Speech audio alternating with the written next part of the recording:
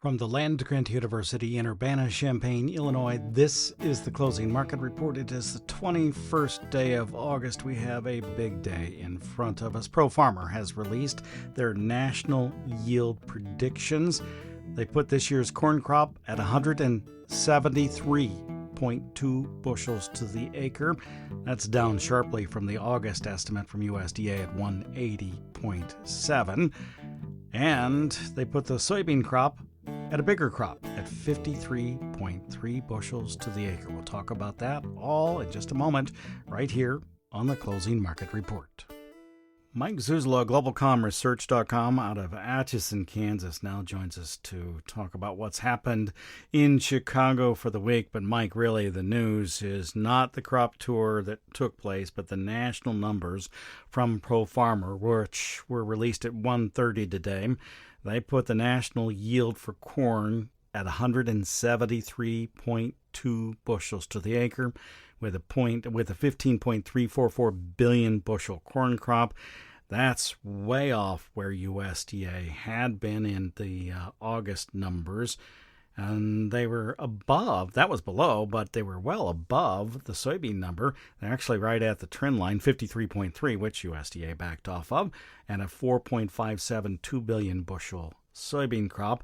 If realized, that size soybean crop would be the largest ever harvested in the United States. They did use, for reference, the acreage that USDA had in August. What's your reaction? For me, Todd, a week ago, you and I talked about the tour and being concerned about big pod counts for soybeans, and that the trade was holding back on soybean potential upside, even with Chinese buying, because of this potential in the tour. That seems to have occurred with the 53.3 yield. Not to get too deep into the weeds, but I've heard that the pod counts were down all week long, and so the 53.3 yield does surprise me some. What I think surprises me the most, though, is to be relatively higher on the yield when you look at the range of soybeans that they came out with versus USDA, and not even come close to the yield number in corn. To have that kind of an extreme, you could explain it through the idea that the grain fill and the tip back were going to bring the yields down in the corn some, but I think that's probably a bridge too far for me right now to go from 180.7 USDA number to 173.2 ProFarmer in the context of the problems that we've seen in the Eastern Corn Belt and Bean Belt. And unless they see something that the extreme heavy rains would have hurt the corn more than the beans, which I don't think that agronomically makes sense.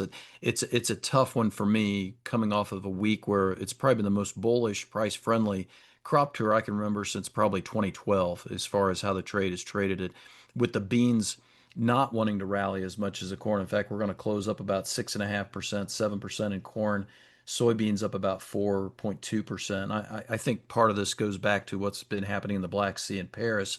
Paris corn is at a 3.5-year high as far as the cash price. The Paris futures hit 840 this week, and that's a 3.5-year high. So I guess my take is you can have one but not the other. One's too high or one's too low. So we can move on from that, I think. We'll see how the trade reacts on Sunday night to these numbers. It'll be interesting to see how that happens. It may be one of those quick things, I suppose. It feels like it's a quick USDA thing, and then they get back to what they believe the marketplace might be, but who knows? Yeah, and I think, to dovetail with that, they go through 7 of the most important states in the Corn Belt, production-wise. I think that's a fair assessment, but there's 18 states that USDA measures, and so that's going to be the issue. I think this opens up the door, theoretically speaking, of buying more corn and selling more beans, especially if you don't have the Chinese trade relationship sitting in a good spot like it is right now. And this is a big if, because as you say, the weekend,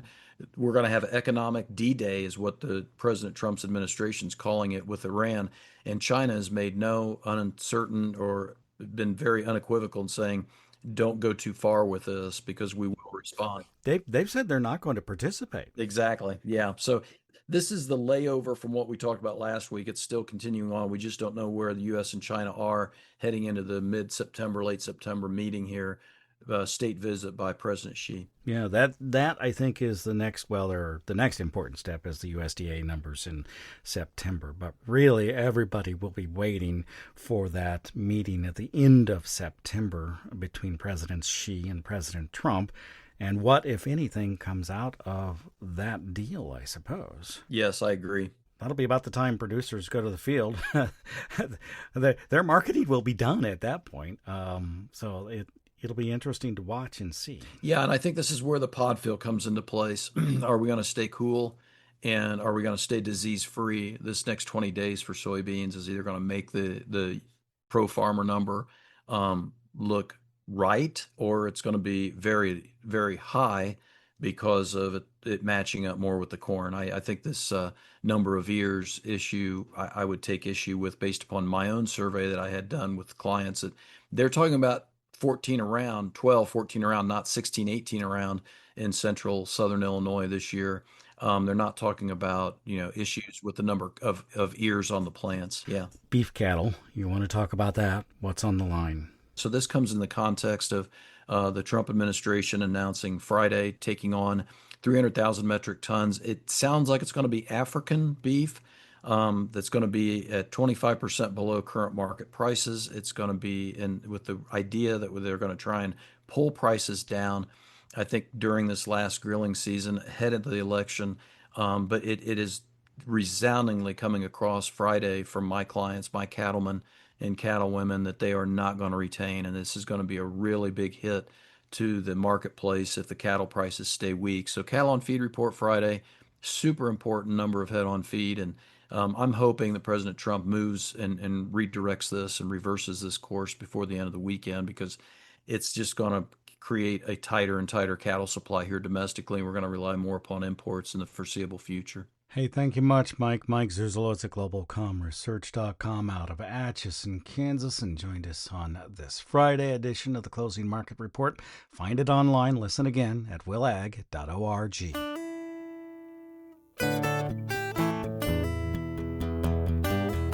We're now joined by pro farmer economist Lane Acre. He is traveling back to his home after being on the road all week with the tour, and has an update with the pro farmer national yields. These are not the tour yields, but the national yields. Lane, thank you for being with us. What did you find? Absolutely. Thanks for having me. Well, the eastern part of the Corn Belt, it's been struggling a lot, and we've seen lower ear counts, smaller ears than a year ago, and well down from what we would expect in this crop. And on the corn side of things, we ended up with an average yield of 173.2 bushels to the acre. Now we have a 1% band on either side of that, up to 175 down to 171.5.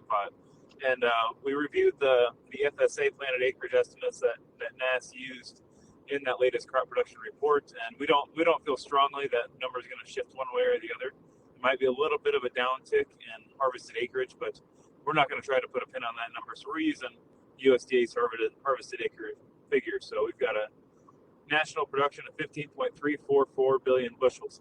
On the soybean side of things, we found some pretty impressive beans. The moisture is there to help the crop finish out, and we're actually anticipating a record soybean yield this year, topping last year's record. We anticipate the national average yield at 53.3 bushels to the acre. We use a 2% band on soybeans, so up to 54.4 bushels down to 52.2. Again, we're using USDA's harvested acres, their production of 4.572 billion bushels. That would be a record. The pods are pretty impressive. What we found in Iowa, what we found in Illinois. So while we only found one state that actually had more pods versus a year ago, and that was Minnesota. Very impressive soybean and corn crop there. We think that the moisture that the crop has, the way that the crop is going to be able to finish, could propel the yield to a record. Repeat to me what your number was for corn. 173.2. How again was it that you got to that number? USDA at the beginning of the year, 183, 180.7. So what is it that was in the Crop Scout reports that really drove the number lower? It was a combination of those lower ear counts, especially in the eastern part of the Corn Belt. And typically when you have those lower ear counts, you're going to see bigger ears. That crop has got more nutrients. It's got more sunlight. It's able to throw on a bigger ear. But the weather challenges that the Corn Belt in general has faced just didn't allow for that to happen. So we just saw a very big discrepancy between where USDA had the crop in that August report, which was survey based, and they use some NDVI data, and they also incorporate the crop progress report a little bit in that. The difference between the survey and what is found in the field. So there is no objective yield data in that August report from USDA. And, using our historical spread between where the tour all sample averages are for the state and the USDA final, we were 20 bushels away in Indiana and Illinois. You see a 20 bushel drop in those two states, that national yield number is going to fall. And that helped push our national average yield down to that 173.2. In Iowa, we found a good crop, but it's still below where we were at a year ago. The northern part of the state is going to help carry, but it's not going to help. It's not going to offset the lower yield that we saw in western Iowa. So it's just about number of ears per acre, and Grainfill can't make up for that. We had record test weights the last 2 years, and given the nitrogen issues that are going to be happening in the east, so we saw it in western Illinois where things were starting to dry up. When we were in Ohio, we were in ankle deep mud. When we were in Indiana, it was still muddy. And then Wednesday night, they got another 4.5 inches of rain near Indianapolis. They got another 5 inches of rain in Columbus. That crop's not going to have the nutrients it needs to put on a heavy enough ear to make up for that drop in ear counts and that drop in ear size. Hey, thank you much. We appreciate it. Thank you. Lane Akery is an economist at Pro Farmer and wrapped up the Pro Farmer Crop Tour with the Pro Farmer National Yields. Eric Snodgrass from Nutrien Ag Solutions and Agrable now joins us to take a look at the marketplace. Hello, Eric. How are you today? I am doing better. I mean, the weather's beautiful today, finally, and it's not pouring rain. And so I'm happy, and I get to listen to my kids play in the marching band tonight. So this is a good day, as long as we just don't make anybody mad with any discussions about yield, right? Yeah. High school football. Let's talk about, high school football tonight. That's what we got going on right here and all over the Midwest. This is probably the start for everybody. Yeah. Should be a great weekend. First, at least in Illinois, it looks like a good night. Admittedly, those folks who are in Wisconsin have had a tough day today, too. They have, and we do need to be watching radar tonight. So across the state, keep a lookout to your north just to see if on the radar anything does show up and start moving to the south. I'm just saying it's a non-zero chance, so I want to watch it carefully. A big chunk of Illinois was under the risk, slight risk today, so just something to keep an eye on. We don't need another drop of rainfall, that's for sure, but there might be some scatter storms coming out of the north. Maybe they get here well after all the games are played. What we do need is sunshine and some growing degree days to help finish this crop out, particularly the corn crop, soybeans too. What do you see over the next couple of weeks? Well, the good news is we're drier, so there's a pretty strong signal that we do not return back to the incredibly wet pattern that we've been in, where some parts of the state, grabbed over a foot of rainfall. I mean, locally for us, it was somewhere between 6 and 9 inches of rainfall, just right around, the vicinity of Champaign-Urbana area. Worse in Indiana, some wet places in parts of Nebraska and Iowa too. But it seems as though the pattern's going to give us a little bit of a break. There's several days of good sunshine coming in, and temperatures, I think, are going to start to rebound closer to the end of the month. We've actually been cooler than normal for several days now. And we're going to start to see the temperatures climbing back up. But remember, Todd, climbing temperatures late in August and September is way different than if we said that's happening in June and July, because we're losing daylight hours and losing solar angles slowly, and it's going to have an impact on it. But I don't think we're going to have trouble getting the GDDs we need to finish this season well. I'm not seeing any risk with that. All right. Well, that'll be good. So if we have the sunshine and the GDDs, we need to talk about what you think and maybe what you've heard from the Nutrien Ag Solutions agronomist as it's related to this crop size. Of course, there's been an awful lot of talk about tip back as the Pro Farmer Crop Tour made its way across the Corn Belt. What are your agronomists at Nutrien telling you? Well, the big story is about nitrogen. So, given where things have been for the last couple of years, there's concern that maybe not enough was put on the crop last fall and early this spring. We had the incredibly wet June. Remember how stormy it was in June? At the time, we're like, rain, good. This is what we need. And then we're like, wait a minute, that was way too much rain. And now the concern became that we probably lost some of that to leaching, the denitrification, of course, happening around that as well. And so there's some concern. Our good friend Matt Bennett's been flying over the crop a lot lately, and he's seen some very interesting, coloration with all of it. And then you put on the incredibly heavy rains we've seen as of late. I've been getting asked, did that help or did that hurt? And I'll be honest, if you're in the low-lying areas and you're in the spots near the river bottoms, or you are just in those really flood-prone areas, then yeah, it was bad. But Todd, I drove to Indiana twice this week, and I drove over to McLean County for an event there in Bloomington. And I'll tell you this, I drove through some of the hardest hit spots in Indiana. All that water has drained away. The crop honestly looks amazing in most places. And that is not to take an ounce away from the devastation in some of those towns. Not to do that at all. Just looking at the crop. And then my biggest issue when I drove over to McLean County was just the wind damage that I could see all across the crop that was just outside of Bloomington. A lot of crop laying down, but I stopped and looked, and I still think a lot of it's harvestable. I don't think it was completely flattened, to the ground where you can't do that. It just takes a long time to get through it. It is harvestable. It does. Absolutely. Yes. Yeah. Hey, thank you much. I think the other thing real quick is what can we get out of South America? And this is going to be a big question to think about in the coming weeks. There is reason to believe the South is going to stay wet and the North is going to stay drier. And so, Todd, the big story is once we get about now in September, did they plant fast or not? And I don't think they are. And that could be another bit of bullish news overall. So that's where I leave things, here at this point in August. That's the other one that's important. I thank you much, particularly for the soybeans. We appreciate it. You bet. That is Eric Snodgrass from Nutrien Ag Solutions, and helped us to wrap up this edition of the Closing Market Report. If you can stay with us for the whole hour, you'll hear all of Commodity Week.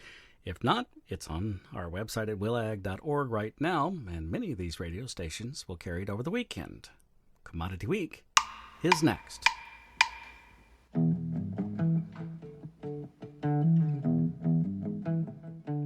Todd Gleason's services are made available to WILL by University of Illinois Extension. Well, welcome to Commodity Week. I am Todd Gleason. Our panelists for the day are Dave Chatterton. He's with Strategic Farm Marketing. Brian Stark joins us from the Andersons, and Greg Johnson is here from TGM. That's Total Grain Marketing. Commodity Week, of course, is a production of Illinois Public Media. It is public radio for the farming world, online on demand at WILLAG.org. Let's get a list of items that we should talk about for the week. I know each of you are likely to have the Pro Farmer Crop Tour on the list. However, and we can take up what the tour has found, those numbers won't be released until 1:30 on Friday afternoon, and we will have heard them in our closing market report when we talked with Lane Acre about the national numbers that Pro Farmer puts together. So that's on the list, I'm sure. But Dave Chatterton, what else is there? Well, yeah, Todd, I think to your point, it's been a supply-focused type of a week, and the action that we've had in the market this week and the upside that we've gained over the last couple of weeks, I think primarily tied to the idea is that yields are coming down, and USDA started that way in their August report. I think the Pro Farmer numbers generally lean to a point where there's some implication that USDA may have further work to do in that, and we can debate that, but that, I think, supply side debate of the market is going to pretty quickly come to an end, and we have to transition from what's been a supply driven type of a rally here pre-harvest to what will be a demand-driven rally, we hope, post-harvest. And I think there's some things to talk about there. The Chinese demand for what's going on there. I think we continue to load a lot of corn and see reflections of the Black Sea. I think there's, the idea that potentially we could have a problem with the El Nino in South America this winter. So that demand thing, side of the marketplace, I think, is the next place that we're going to see the trade focus. Brian Stark of the Andersons on your list this week? Yeah, I think focus obviously at your most at-risk bushels this fall. I think the grower always, at this time of the year, we've been known to see the typical capitulation. The market, obviously, as Dave highlighted, has given kind of a supply-driven rally. We don't want to rest on complacency. So executing a good plan for the harvest bushels that have to move during fall and where the best strategies are to take place relative to cash basis is certainly important.